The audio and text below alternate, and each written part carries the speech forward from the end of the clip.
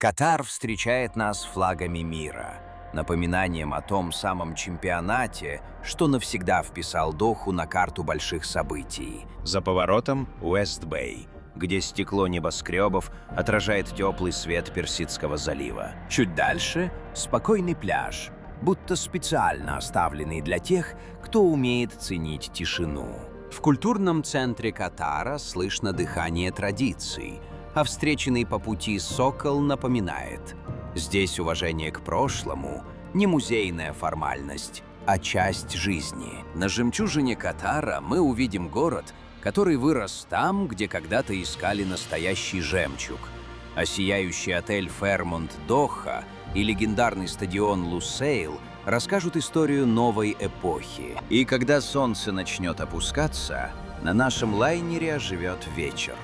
Музыка, огни и ощущение, что приключение только начинается. Это наш день в Дохе, и он запомнится навсегда.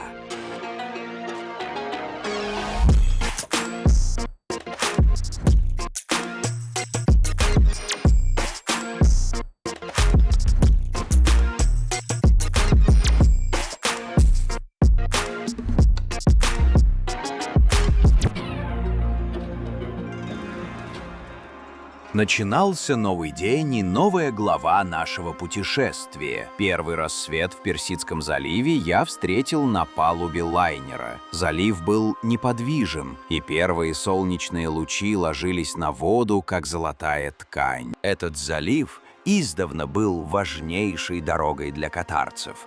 Именно здесь веками ловили жемчуг, который до открытия нефти был главным богатством страны.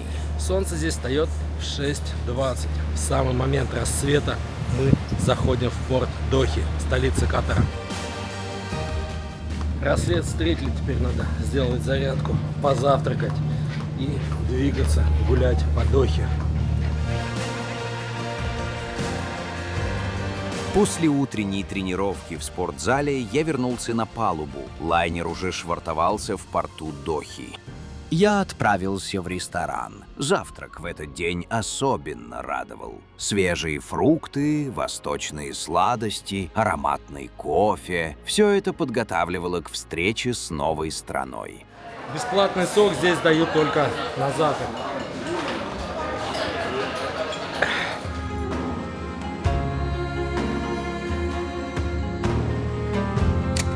Сойдя на берег, мы сразу почувствовали, что в Катаре умеют встречать гостей. Порт современный, просторный, с дизайном в духе арабских традиций. В терминале Дохи вас встречает такой огромный аквариум. Паспортного контроля здесь нет, просто прошли сканер и сейчас выходим в город. Система примерно такая же, как в Евросоюзе, например. Из Италии в Испанию можно полететь, даже не предъявив свой паспорт нигде. Чистота и порядок здесь не случайность. Катар стабильно входит в список самых безопасных и благоустроенных стран региона. Мы решили отказаться от стандартной экскурсии и познакомиться с Дохой в своем ритме. Взяли гида с автомобилем и отправились открывать Катар. Экскурсия стоит $65 на человека. Думаю, прогуляемся своим ходом.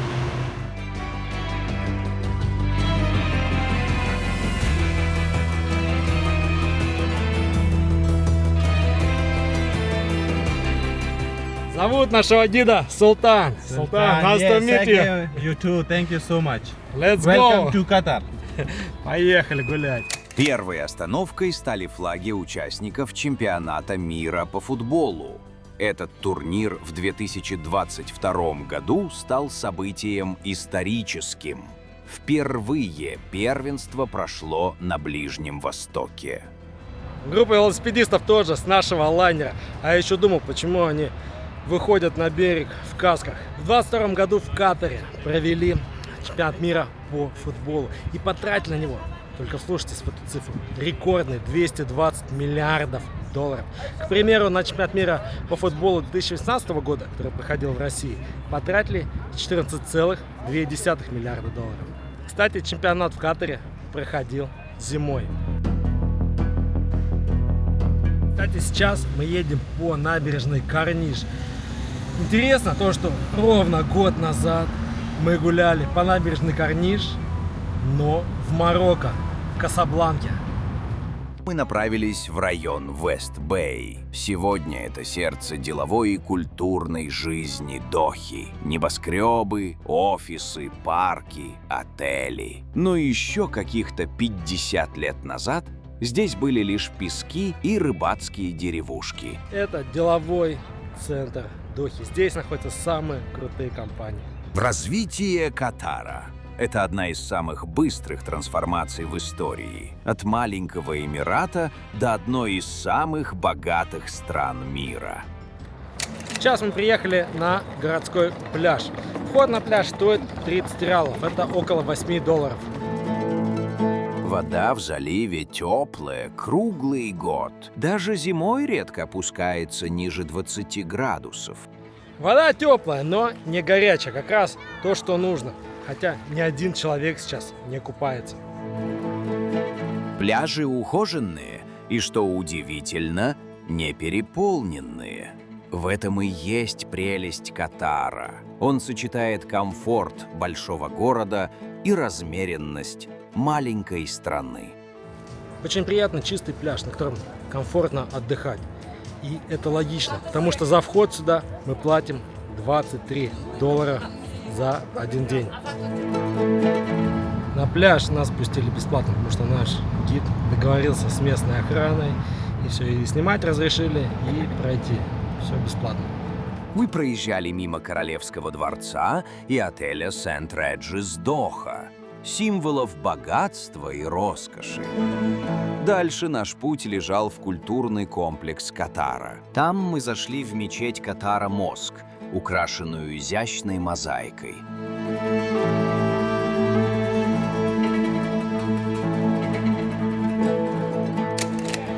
Китайцы, как всегда, своей толпой сидят, веселятся, кричат.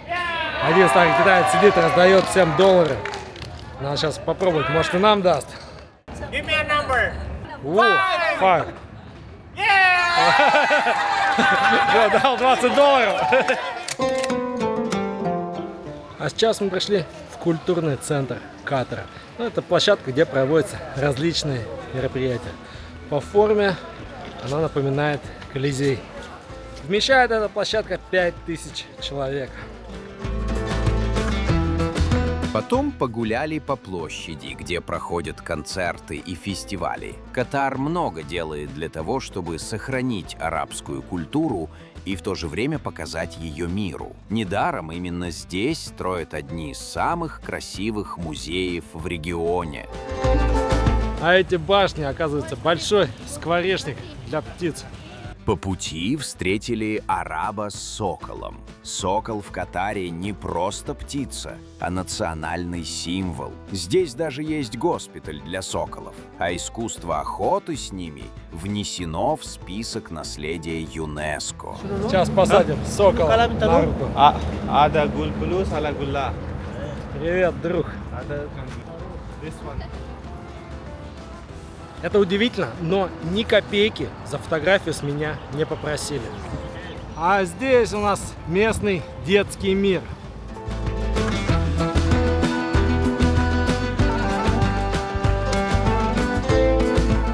Цены здесь, если мягко сказать, высокие. Потом мы зашли в супермаркет Snan Food Hall. Все выглядело очень стильно и современно. Скрытая роскошь без лишнего блеска. Вот это я понимаю, настоящий супермаркет. Катар ненадолго превратился в русский курортный город, потому что везде слышна русская речь. Дальше гид повез нас на смотровую площадку Бейт-эль-Талех. Там мы сделали паузу и полюбовались панорамой города. Сейчас зайдем в местный крутой ресторан.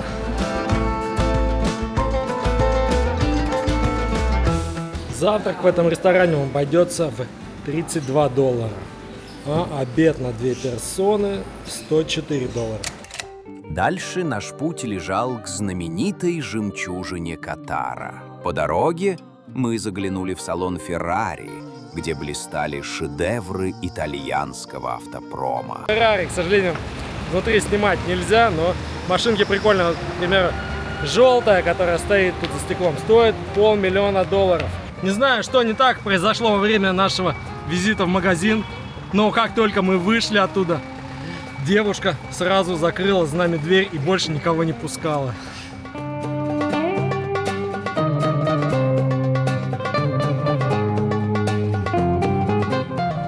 Сейчас въезжаем на остров Жемчужина Катара.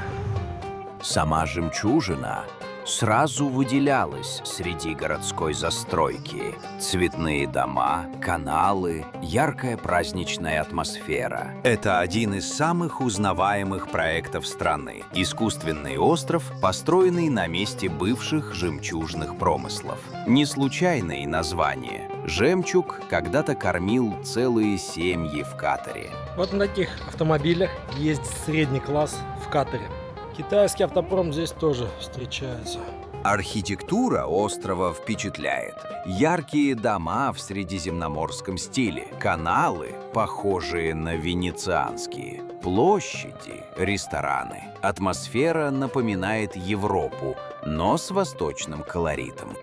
Остановились для небольшой фотосессии. Все, пофоткались, едем дальше. Здесь любят селиться обеспеченные катарцы и иностранцы. На острове виллы, апартаменты, бутики и пристани для яхт. По сути, это город в городе. Символ того, как Катар превращает историю в современность. Жемчужины я заметил здание в форме подковы. Оказалось, это отель Fairmont Doha. Роскошь и символизм. Здесь все продумано. Мы попросили гида подъехать поближе, чтобы заглянуть в это необычное здание. Сейчас зайдем внутрь этого интересного здания в форме подковы. Здесь находится 5-звездочный отель Fairmont Doha. Номера по сравнению с дубайским парусом не очень дорогие. Затем мы отправились к стадиону Лусаил, главной арене чемпионата мира по футболу. Именно здесь прошел финал 2022 года. И это место уже стало частью спортивной истории. Перед возвращением на лайнер мы сделали еще одну остановку в супермаркете. Сейчас мы пришли в обычный супермаркет Катара. На лайнере все напитки платные, нужно покупать отдельный пакет. Но чтобы не заморачиваться с покупкой отдельного пакета, лучше купить все в магазине.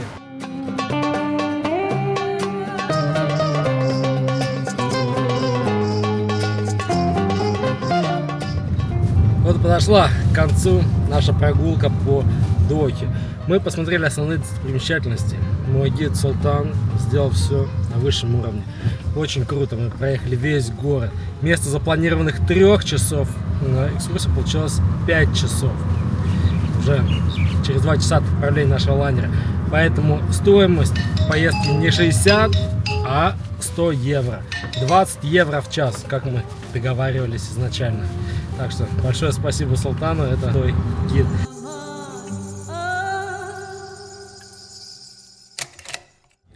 Сейчас была встреча с представителями круизной компании для русскоговорящих туристов. Кстати, очень полезное мероприятие. Я узнал, что в наш пакет входит ужин в одном из специализированных ресторанов. Он указан на нашей круизной карте. Сейчас будет инструктаж по технике безопасности, так что можно перемещаться отсюда куда-нибудь в сторону ресторана. На борту нас ждал ужин. В честь новой страны мы выбрали блюдо с восточными акцентами, и это стало приятным завершением насыщенного дня. Пока я жду свои блюда, наш лайнер начал потихонечку отправляться в сторону Бахрейна.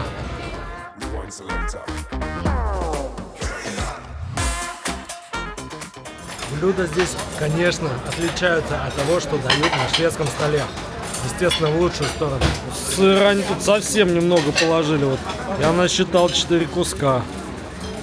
Мороженое еще более-менее.